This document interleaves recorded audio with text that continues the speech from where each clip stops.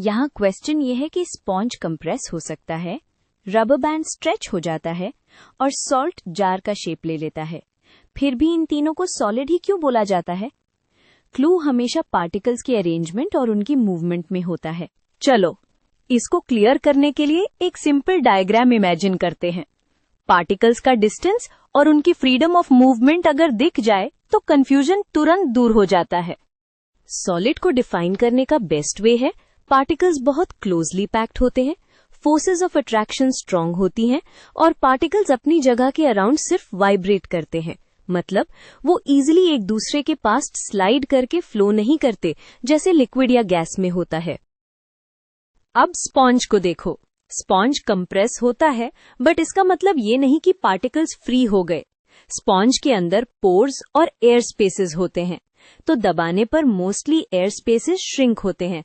Solid skeleton के particles अब भी फिक्स नेटवर्क में कनेक्टेड रहते हैं, इसलिए वो सॉलिड बिहेव करता है।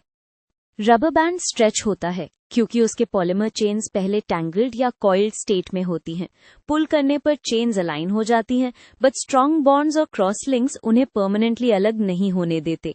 फोर्स हटाते ही वो वापस ओरिजिनल शेप की तरफ आता है, क्योंकि पार्टिकल्स का कनेक्शन सॉलिड जैसा ही रहता है। सॉल्ट का केस थोड़ा ट्रिकी लगता है। सॉल्ट पोर करने पर जार का शेप ले लेता है, बट एक्चुअली जार का शेप इंडिविजुअल पार्टिकल्स नहीं ले रहे। सॉल्ट के बहुत सारे टाइनी सॉलिड क्रिस्टल्स होते हैं। हर क्रिस्टल के अंदर पार्टिकल्स क्रिस्टलाइन लैटिस में फिक्स्ड होते हैं।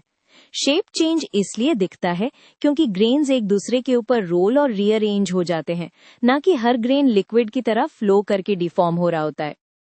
तो फाइनल रीजनिंग ये है, स्पंज, रबर बैंड और सॉल्ट में particles overall solid type arrangement में ही होते हैं, यानी स्ट्रॉन्ग अट्रैक्शन और मोस्टली फिक्स्ड पोजीशंस।